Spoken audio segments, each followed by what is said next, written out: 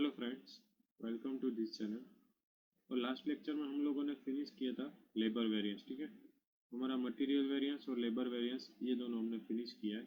और अभी हमारा जो तीसरा वेरिएंस है वो हमारा ओवरहेड वेरिएंस है। ठीक है, ओवरहेड वो दो तरह के होते हैं, एक तो होता है वेरिएबल ओवरहेड और एक होता है फिक्स ओवरहेड। वेरिएबल ओवरहेड होते हैं वो प्रोडक्शन के साथ वेरी करते हैं, और फिक्स ओवरहेड होते हैं उनको प्रोडक्शन के साथ कुछ लेना देना नहीं होता। तो आज हमको ओवरहेड वेरिएंस देखना है। इस लेक्चर में हम देखेंगे फिक्स ओवरहेड वेरिएंस। ठीक है, इसके बाद के लेक्चर में हम देखेंगे वेरिएबल ओवरहेड वेरिएंस। ठीक है, तो चलिए स्टार्ट करते हैं फिक्स ओवरहेड वेरिएंस। चलिए, तो अभी देखते हैं ओवरहेड वेरिएंस। ओवरहेड दो तरह के होते हैं मेनली, जो कि होते हैं, एक तो होते हैं फिक्स ओवरहेड वेरिएंस और एक होते हैं वेरिएबल। मतलब ओवरहेड दो तरह के, एक तो फिक्स ओवरहेड और एक वेरिएबल ओवरहेड, दोनों के हमको वेरिएंस देखने हैं। पहले हम स्टार्ट करेंगे फिक्स ओवरहेड वेरिएंस होता है वो। ठीक है, क्योंकि वेरिएबल ओवरहेड है वो तो ईजी है, क्योंकि वो प्रोडक्शन के साथ वेरी करता है। जो भी एक्सप्लेनेशन की हमको ज़रूरत है वो कौन सी है, फिक्स ओवरहेड में, क्योंकि उसमें आपका फिक्स ओवरहेड है वो तो फिक्स ही रहेगा। आप प्रोडक्शन करो या ना करो, आपको जितना वो पे करना है उतना तो आपको पे करना ही। ठीक है, उसको प्रोडक्शन के साथ कोई रिलेशन नहीं है। तो इसलिए आज हम देखेंगे फिक्स ओवरहेड। फिक्स ओवरहेड में क्या है, पहले हम फिक्स ओवरहेड फाइंड करेंगे। ठीक है, कि उसका वेरिएंस कितना है, और बाद में वो वेरिएंस आता है तो उसके रीज़न दो हो सकते हैं, या तो वो एक्सपेंडिचर का हो सकता है, ठीक है, या फिर वो वॉल्यूम की वजह से हो सकता है। एक्सपेंडिचर मतलब जो मटेरियल में हम रेट वेरिएंस फाइंड करते थे लेबर में। ठीक है, जो लेबर में भी हम रेट वेरिएंस, मटेरियल में प्राइस वेरिएंस फाइंड करते थे, वैसे ही यहाँ पे एक्सपेंडिचर वेरिएंस। और दूसरा यहाँ पे कौन सा है, वॉल्यूम वेरिएंस। ठीक है, वॉल्यूम वेरिएंस में हमारे तीन रीज़न हो सकते हैं। एक तो हमारा एफिशिएंसी रीज़न हो सकता है, या फिर हमारा कैपेसिटी रीज़न हो सकता है, या फिर कैलेंडर। ठीक है, कैलेंडर यहाँ पे नया वेरिएंस है। कैलेंडर मतलब जब आपको डेज दिए होंगे, ठीक है, एक महीने में आप इतने डेज काम करते हैं या फिर साल, तो वो डेज आपको दिए होंगे तभी हम एक कैलेंडर वेरिएंस फाइंड कर सकते हैं। इसका मतलब क्या है, मतलब इसका इफेक्ट क्या है और इसका एनालिसिस क्या है और इसका मीनिंग, ये सब हम समझेंगे। पर्टिकुलरली एक प्रैक्टिकल प्रॉब्लम है उसको ही सॉल्व करेंगे और साथ में इन सभी वेरिएंस को हम समझते जाएंगे। तो चलिए सॉल्व करते हैं first example of fix overhead variance. चलिए, तो हम स्टार्ट करते हैं फिक्स ओवरहेड प्रैक्टिकल इलिस्ट्रेशन। यहाँ पे आपको एक क्वेश्चन दे दिया है कि following the cost detail of the company. ठीक है, यहाँ पे आपको बजटेड दे दिया है, एक्चुअल दे दिया है। अभी यहाँ पे आपको एक नया वर्ड इंट्रोड्यूस होगा जो कि है बजट। ठीक है, हम सुनते हैं तो हमको ऐसा लगता है कि बजटेड और स्टैंडर्ड एक ही होना चाहिए। कि बजटेड में हम पहले प्री डिटरमाइंड रेट, मतलब प्री डिटरमाइंड रेट जो होता है वो डिसाइड करते हैं, और स्टैंडर्ड में भी हम वही करते हैं। ठीक है, प्री डिटरमाइंड करते हैं। लेकिन यहाँ पे स्टैंडर्ड कोस्टिंग में इन दोनों का डिफरेंट मीनिंग होगा। ठीक है, तो हम समझेंगे इसके नेक्स्ट स्लाइड में कि इसका मीनिंग क्या होता है। पहले क्वेश्चन देखते हैं। यहाँ पे आपको बजटेड डेटा दे दिए। बजटेड में फिक्स ओवरहेड आपके हैं 25 lakhs, यूनिट्स ऑफ प्रोडक्शन दे दिए 78,500, standard time for one unit. That means यहाँ पे आपका ये जो एक यूनिट बनने का टाइम आपका रहेगा वो कितना रहेगा, 2 आवर्स। और आपका जो एक्चुअल आवर्स वर्क है, ठीक है, मतलब यहाँ पे आपके जो बजटेड आपने स्टैंडर्ड आपको कितना टाइम काम करना था, मतलब कितने डेज आपको काम करना था 20, तो आपने एक्चुअल में कितने डेज काम किया, 21। ठीक है, और ये एक्चुअल आवर्स वर्क आपने कितने घंटे काम किया है, तो 16,000 आवर्स। ठीक है, एक्चुअल में आपने इतने घंटे काम किया है, और आपको ये ओवरहेड फाइंड करना है। ये हर एक फिक्स ओवरहेड है। ठीक है, ये जो वेरिएंस है वो सब फिक्स ओवरहेड है। हम एक एक को समझेंगे कि इसका मीनिंग क्या होता है। ठीक है, इसको कैसे कैलकुलेट करते हैं, तो चलिए समझते हैं आगे। पहले हम फाइंड करते हैं फिक्स ओवरहेड कॉस्ट वेरिएंस। ठीक है, fix overhead cost variance, fix overhead cost variance है वो हम पहले आगे भी material cost variance, labour cost variance, बाद में है जो वेरिएबल कॉस्ट और वेरिएबल ओवरहेड है उसका कॉस्ट वेरिएंस, सब में कॉस्ट वेरिएंस आता ही है कि ये सब एक कॉस्ट के पार्ट। ठीक है, जो भी ओवरहेड है वो सब एक खर्चा है। ठीक है, कंपनी के लिए, तो ये सब कॉस्ट का पार्ट है, तो इसमें कॉस्ट वेरिएंस तो आएगा ही आएगा। ठीक है, लेकिन जो फिक्स ओवरहेड है उसमें कॉस्ट की थोड़ी सी डेफिनेशन, मतलब फिक्स ओवरहेड जो कॉस्ट वेरिएंस है उसमें आपको मटेरियल और लेबर के जैसे नहीं करना है। क्यों ऐसा है, क्योंकि मटेरियल, लेबर, बाद में वेरिएबल ओवरहेड, ये सब वेरिएबल एक्सपेंस होते हैं उसके पार्ट है। वेरिएबल एक्सपेंस मतलब क्या है कि वो प्रोडक्शन के साथ चेंज करेगा, लेकिन फिक्स ओवरहेड में ऐसा नहीं है। फिक्स ओवरहेड में आपको प्रोडक्शन जितना भी चेंज हो, या वो अपनी मैक्सिमम कैपेसिटी पे हो या फिर वो मिनिमम पे हो, लेकिन आपको उतना एक्सपेंस करना ही करना है। जिसमें आपका बेस्ट एग्जांपल है रेंट, ठीक है। उसको आपके प्रोडक्शन से कुछ रिलेशन नहीं है।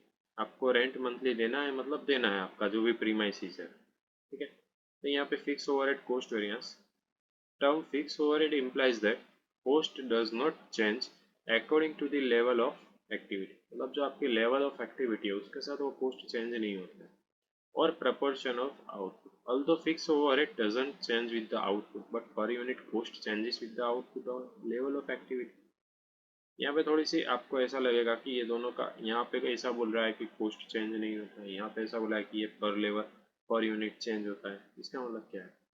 इसका मतलब यह है कि समझ लीजिए कि हमारा एक महीने का रेंट है 10,000 रुपीज़, ठीक है। तो वो 10,000 रुपीज़ कहीं हम हमारी पॉकेट में से तो देंगे नहीं, हम उसका यूज़ किसके लिए कर रहे हैं? वो जो 10,000 हम जिस प्रीमाइस का रेंट दे रहे हैं, ठीक है, ऑल्दो वो हमारे लिए फिक्स एक्सपेंस है, लेकिन हम उसका यूज़ किस लिए करेंगे? वो जो प्रीमाइस है हमारा मैन्युफैक्चरिंग के लिए।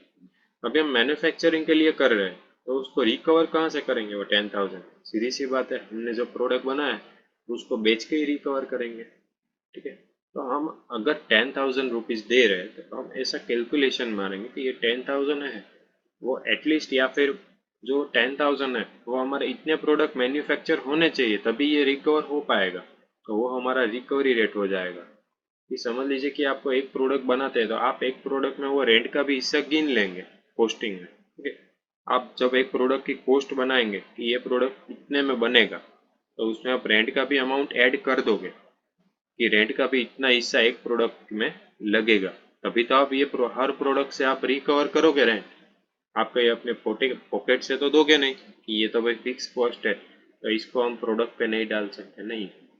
आप भले ही कॉस्टिंग में नहीं लेते हो, ठीक है, उसको, लेकिन आपको उसको लेना पड़ेगा, क्योंकि आप उसको रिकवर कहाँ से करोगे? तो वो पर यूनिट आपका लगेगा, उस पे जो रेंट का पार्ट है पर यूनिट वो आप उसमें ऐड कर दोगे, ठीक है। तो आप पहले प्री डिटरमाइंड रेट डिसाइड करते हो, पर यूनिट आपको 1 रुपीज़ डालना है, मतलब आपको महीने में 10,000 यूनिट्स बनाने पड़ेंगे, तभी आप वो 10,000 रुपीज़ रिकवर। समझ लीजिए कि आपने ऐसा डिसाइड किया कि मैं महीने का 10,000 रेंट देता हूँ और मुझे हर यूनिट, हर प्रोडक्ट पे 1 रुपीज़ कवर करना है, ठीक है।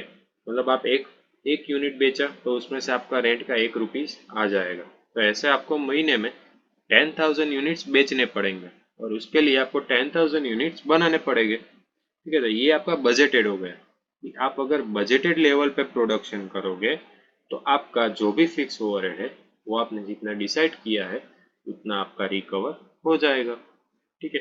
तो फिक्स ओवरहेड मतलब क्या है कि आपने 10,000 यूनिट्स डिसाइड किए तभी आपका टोटल फिक्स ओवरहेड रिकवर हो पाएगा। लेकिन समझ लीजिए कि आपका रिकवरी रेट अभी क्या होगा? 1 रुपीज़ पर प्रोडक्ट, ठीक है, मतलब पर यूनिट। आप एक यूनिट बनाते हो तो आपका 1 रुपीज़ आता है। अभी समझ लीजिए कि आपका महीने में 10,000 की जगह पे 8,000 यूनिट ही बने, तो आपका 8,000 यूनिट बने मतलब आपका अभी कितना रुपए रिकवर हुए? 8,000 मल्टीप्लाई बाई 1, मतलब 8,000 आपके यूनिट है और आपका 1 रुपीज़ का रिकवरी रेट है, मतलब आपके 8,000 रुपीज़ ही रिकवर हुए। तो आपके जो प्रीमाइसिस के ओनर है, आप उसको ऐसा तो बोलोगे नहीं कि भैया मैंने इस महीने में 8,000 यूनिट ही बेचे तो आप मेरे से 8,000 रुपीज़ ले लो, नहीं। तो उसको 10,000 ही देने हैं, लेकिन आपके हुए 8,000, सॉरी 8,000 आपके रिकवर हुए। तो आपके जो मतलब आपके जो 2,000 का जो वेरिएंस है वो आपका क्या हो जाएगा? फिक्स ओवरहेड वेरिएंस, ठीक है। तो यहाँ पे फिक्स ओवरहेड में ऐसा है, आपको स्पेंड तो उतना ही करना है, लेकिन आप रिकवर कितना कर रहे हो उसके बीच का जो वेरिएंस है उसको हम क्या बोलेंगे? Fix overhead. बाद में उसमें कई तरह के वेरिएंस आएंगे, ठीक है, वॉल्यूम वेरिएंस है, एफिशिएंसी वेरिएंस है, कैलेंडर वेरिएंस है, उसका हर एक का अपना मीनिंग है, तो वो समझेंगे। तो यहाँ पे मैंने आपको छोटा सा रीजन बता दिया कि फिक्स ओवरहेड में बजटेड क्यों लेते हैं। बजटेड मतलब हम पहले से डिसाइड करते हैं कि ये जो खर्चा है वो हमारा इतने में रिकवर हो जाना चाहिए, बाद में एक्चुअल में वो वेरिएंस आ जाता है due to production level of activity.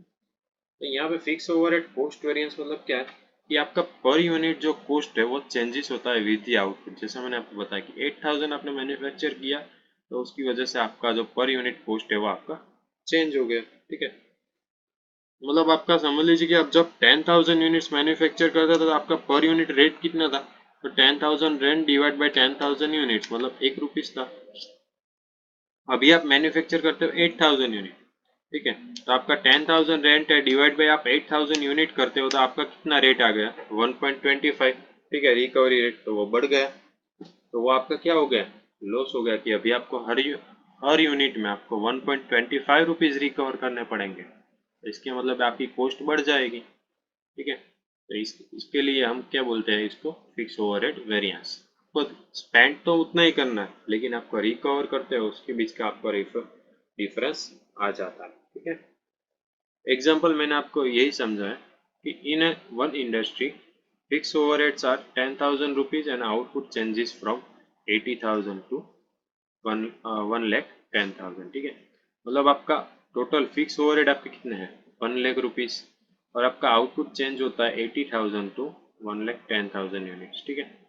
तो यहाँ पे मैंने आपको एक टेबल भी बना के दिया, फिक्स ओवरहेड आपके वही रहेंगे, ठीक है, आपको 1,00,000 देना ही देना है, भले ही आप 0 यूनिट प्रोड्यूस करो या मैक्सिमम कैपेसिटी मतलब आप 1,10,000 यूनिट्स प्रोड्यूस करो, लेकिन आपका फिक्स ओवरहेड तो इतना ही रहेगा 1,00,000। लेकिन अगर आप 80,000 यूनिट्स प्रोड्यूस करते हो तो आपका पर यूनिट कॉस्ट इतना आएगा 1.25। आप 90,000 प्रोड्यूस करते हो तो आपका इतना कॉस्ट आएगा, 1,00,000 प्रोड्यूस करते हो तो आपका पर यूनिट कॉस्ट इतना आएगा, और अगर 1,10,000 प्रोड्यूस करते हो तो आपका इतना कॉस्ट आएगा, ठीक है, मतलब जितना यूनिट्स बढ़ते जाएंगे उतना आपका रिकवरी रेट कम होता जाएगा, मतलब आपकी कॉस्टिंग कम होती जाएगी। तो इसका मतलब ये है कि हमारा फिक्स ओवरहेड जितना मतलब जितना ज़्यादा रिकवर होगा उतना ही हमारे लिए अच्छा होगा, ठीक है, उतना ही हमारे लिए बेनिफिशियल होगा। यहाँ पे हमारे लिए बेनिफिशियल कौन सा है, तो यहाँ हमारे लिए बेनिफिशियल यही होगा कि जितना हो सके उतना जल्दी रिकवर हो जाएंगे। अगर हमारा पर यूनिट 1.25 लगाना है मतलब इतना हमको रिकवर करना पड़ेगा, अगर हम रिकवर नहीं कर पाए तो हमारे फिक्स ओवरहेड है वो तो हमको पे करना ही है, मतलब दूसरा हमको कहाँ से हमारे पॉकेट में से देना पड़ेगा क्योंकि ये तो हमको स्पेंड करना ही पड़ेगा, ठीक है, क्योंकि ये फिक्स है। So when industry setting predetermined recovery rate for fixed overhead and in actual condition fixed overheads are not recovered at predetermined rate, समझ लीजिए कि यहाँ पे मैं predetermined rate 1 रुपीज डिसाइड करता हूँ कि मेरे को 1 रुपीज चाहिए, तो अभी मेरा फिक्स ओवरहेड है 1,00,000 रुपीज और मेरे को 1 रुपीज मतलब 1 यूनिट बनाता हूँ उसमें से 1 रुपीज का पार्ट किसका होगा, फिक्स ओवरहेड का। समझ लीजिए कि 1 यूनिट बनाता हूँ उसमें से उसकी प्राइस मैंने रखी 10 रुपीज, तो 10 रुपीज में से 1 रुपीज है वो मेरा किस में जाएगा, फिक्स ओवरहेड में, ठीक है, और बाकी का 9 रुपीज है वो दूसरे ओवरहेड में जाएगा, ठीक है। तो वैसे ही मेरे को महीने में कितने यूनिट्स बनाने पड़ेंगे 1,00,000, अगर मैं 90,000 बनाता हूँ तो मेरा रेट ये रहेगा, मतलब मेरा रेट चेंज हो जाएगा, अगर मैं 1,10,000 बनाता हूँ तो मेरा रेट चेंज हो जाएगा, ठीक है। तो fix overheads are not recovered at predetermined, so the difference arises between actual overhead incurred and absorbed fixed overhead is called fixed overhead cost variance, ठीक है। मतलब इन शॉर्ट आपका जो फिक्स ओवरहेड कॉस्ट वेरिएंस का difference क्या है, तो fix overhead cost variance मतलब difference arises between the actual overhead incurred, आपने एक्चुअल ओवरहेड कितना इनकर्ड किया 1,00,000, लेकिन आपका एब्जॉर्ब कितना होगा, तो एब्जॉर्ब आपका कितना होगा यहाँ पे समझ लीजिए कि आपका प्री डिटरमाइन रेट है 1 रुपीज और आपने 80,000 यूनिट्स ही प्रोड्यूस किए, तो आपका एब्जॉर्ब कितना हो पाया 80,000 मल्टीप्लाई बाई 1, क्योंकि ये आपका एब्जॉर्प्शन रेट है कि आप इतना रिकवर करोगे पर यूनिट, और आपने 80,000 ही प्रोड्यूस किए थे, 80,000 मल्टीप्लाई बाई 1, तो आपको कितना एब्जॉर्ब हुआ 80,000 मल्टीप्लाई बाई 1, ठीक है, तो 80,000 आपका एब्जॉर्ब हुआ, मतलब आप 80,000 ही रिकवर कर पाए आपके यूनिट से आपने प्रोड्यूस किए उसमें से आपको 80,000 ही रिकवर हुआ, लेकिन आपने स्पेंड कितना कर लिया 1,00,000, तो आपका 20,000 का लॉस हो गया, तो वो आपके लिए क्या हो गया अनफेवरेबल, ठीक है, या फिर एडवर्स। तो ये आपका कौन सा वेरिएंस हुआ, फिक्स ओवरहेड कॉस्ट वेरिएंस, ठीक है। अभी नेक्स्ट देखते हैं हमारा नेक्स्ट वेरिएंस वो है, लेकिन यहाँ पे अभी नेक्स्ट वेरिएंस देखने से पहले हम एक बात समझ लेते हैं कि स्टैंडर्ड और बजटेड में डिफरेंस क्या है, ठीक है।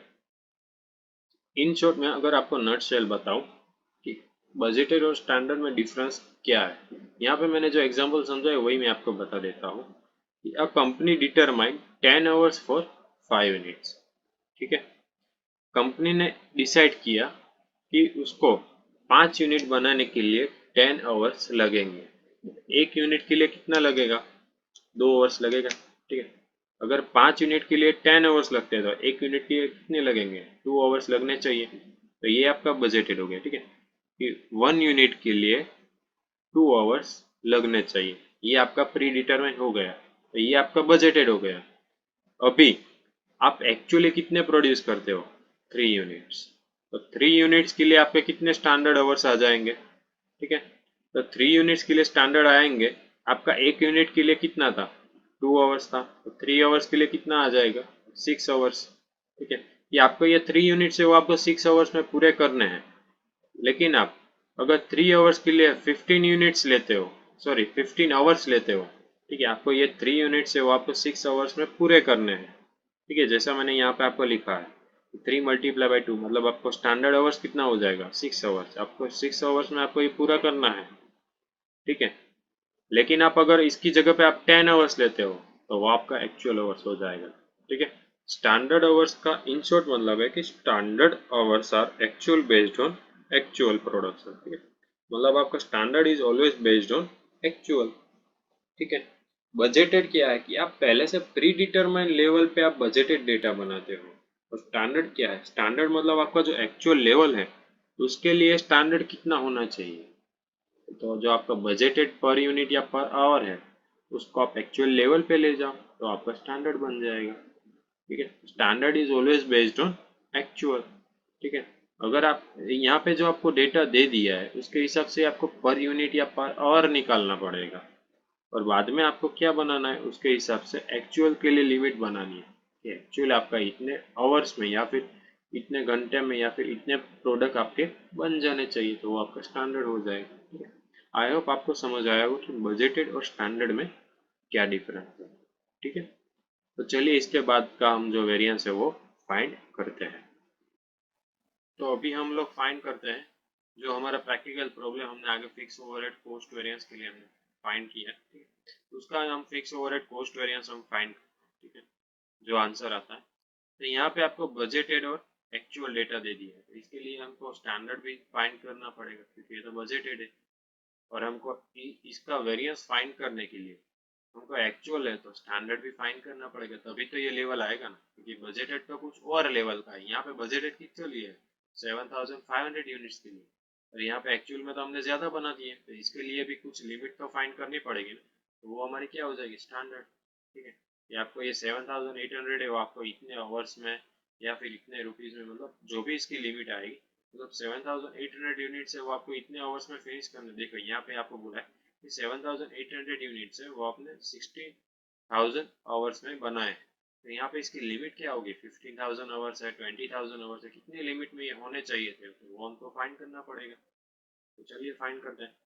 ठीक है, वैसे भी यहाँ पे आपको दे दिया है कि स्टैंडर्ड टाइम फॉर 1 यूनिट आपका कितना था? 2 आवर्स। मतलब आपको एक यूनिट के लिए मैक्सिमम आपको 2 आवर्स मिलते हैं। तो आपने टोटल बनाया 7,800। 7,800 के लिए आपकी लिमिट कितनी होगी? 7,800 मल्टीप्लाई बाई 2, तो आपकी लिमिट होगी 15,600। ठीक है, लेकिन आपने यहाँ पे ज्यादा ले लिया। देखिए आपकी लिमिट है सिर्फ 15,600, लेकिन आपने ले लिया है 16,000 आवर्स। दैट मीन्स आपका क्या आएगा? Adverse variance. ठीक है, फाइंड करते हैं fix overhead cost variance, standard cost of actual production और actual cost of actual production. ठीक है, standard cost of actual production क्या आएगा? ठीक है, तो आपका जो स्टैंडर्ड रेट है वो, ठीक है, स्टैंडर्ड रेट तो आपको यहाँ से मिलेगा, सब हम फाइंड करते हैं। ठीक है, मैं आपको ओरली बता रहा हूँ लेकिन ये आपको फाइंड भी करेंगे। तो चलिए देखते हैं। तो हमारा जो स्टैंडर्ड आवर है तो वो स्टैंडर्ड आवर्स कैसे आएगा? स्टैंडर्ड रेट कैसे आएगा? एक्चुअल आवर्स तो हमको दे दिया है यहाँ पे 16,000। ठीक है, एक्चुअल रेट कैसा आएगा? तो एक्चुअल रेट है वो आपका पर आवर का होगा। ठीक है, ये जो 16,000 आवर्स है और पर आवर आपका रेट कितना है, तो यहाँ पे हमारा जो फिक्स ओवरहेड है एक्चुअल वो हमारा कितना है? 15 लाख 16,000। तो 15 लाख 16,000, ठीक है, डिवाइड बाय आपके आवर्स कितने हैं? 16,000, मतलब ये जो 15 लाख 16,000 आपके टोटल फिक्स ओवरहेड है एक्चुअल, वो आपके इतने आवर्स के होंगे। तो 15 लाख 16,000 डिवाइड बाई 16,000 कर दीजिए तो आपका पर आवर रेट आ जाएगा जो कि कितना आएगा 97.5। ठीक है। बजटेड आवर्स आपके कितने आएंगे तो बजटेड आवर्स के लिए आपने बजटेड यूनिट्स कितने थे आपके 7,500 और आपका एक यूनिट का टाइम कितना दिया है आपको 2 आवर्स। ठीक है। तो 7,500 मल्टीप्लाई बाई आप 2 कर दो तो आपका टोटल 7,500 के लिए आपका बजटेड टाइम आ जाएगा 7,500 मल्टीप्लाई बाई 2 तो आपका कितना आ गए 15,000 आपका बजटेड आवर्स का आ गया। ठीक है। अभी आपका यहाँ पे तीन चीजें मिल गई, एक्चुअल आवर, एक्चुअल रेट और बजटेड आवर्स। स्टैंडर्ड रेट भी हमको ऐसे ही मिल जाएगा। हमारा बजटेड ओवरहेड कितना था 15 लैक्स और हमारा बजटेड आवर्स कितना था 15,000। ठीक है। तो 15,000 सॉरी 15 लाख डिवाइड बाई 15,000 कर दीजिए क्योंकि स्टैंडर्ड रेट तो आपका वही रहेगा ना कि पर आवर है। ठीक है। तो पर आवर तो आपका स्टैंडर्ड रेट वही रहेगा स्टैंडर्ड के लिए या फिर बजटेड के लिए क्योंकि पर आवर तो आपका रेट कभी चेंज नहीं होता है, वो तो आपका यही रहेगा आप कितने भी घंटे काम कर लो। तो हमारा स्टैंडर्ड रेट कितना आएगा तो आपका 15 लाख है और आपका प्रोडक्शन का टाइम कितना है तो 70,500 मल्टीप्लाई बाई 2 करेंगे तो हमारा 15,000 आवर्स आ जाएगा। 15 लाख डिवाइड बाई 15,000। ठीक है। तो 15 लाख डिवाइड बाई 15,000 करेंगे तो हमारा स्टैंडर्ड रेट कितना आएगा 100। तो यहाँ पे हमको चार चीज मिल गई। ठीक है। स्टैंडर्ड आवर्स फाइंड करते हैं। ठीक है। स्टैंडर्ड आवर्स, तो स्टैंडर्ड आवर्स मतलब मैंने आपको बताया कि एक्चुअल के लिए लिमिट है, वो एक्चुअल के लिए वो कितने में होना चाहिए। तो हमको एक यूनिट का हमको दे दिया है स्टैंडर्ड टाइम की 2 घंटे में आपको एक यूनिट बना देना है। तो आपने एक्चुअल में कितने यूनिट बनाए 7,800। तो 7,800 मल्टीप्लाई बाई 2 कर दीजिए तो आपकी लिमिट आ जाएगी कितनी 15,600। मतलब आपको ये जो 7,800 है वो आपको इतने आवर्स में बना देने थे लेकिन आपने बनाए कितने में 16,000 आवर्स में। तो आपका वेरिएंस तो आना ही आना है। तो फाइंड करते हैं कितना आता है फिक्स ओवरहेड कॉस्ट वेरिएंस। चलिए पहले हम अपना जो कॉमन टेबल है वो भी बना देते हैं। Standard hour standard rate, actual our standard rate, actual our standard rate. ठीक है। और बाद में बजटेड आवर स्टैंडर्ड रेट। ठीक है। मैंने इसका मल्टीप्लिकेशन करके ये टेबल भी बना दिया है। बाद में हम फाइंड करते हैं cost variance, standard cost of standard hour और actual cost of actual hour. ठीक है। Standard cost of standard hour कितना आता है तो आपका standard cost of standard hour मतलब स्टैंडर्ड आवर स्टैंडर्ड रेट आपको कितना आएगा 15,60,000। तो मैंने वहाँ पे लिख दिए। और बाद में actual cost of actual our कितना आएगा तो वो भी आपका कितना आएगा 15,60,000। ठीक है। यहाँ पे रहा देखिए ये भी 15,60,000, ये भी आपका 15,60,000 है। यहाँ पे आपका ये भी हो गया फिक्स ओवर है पोस्ट वेरिएंस। चलिए अब अभी हम नेक्स्ट वेरिएंस पे जाते हैं।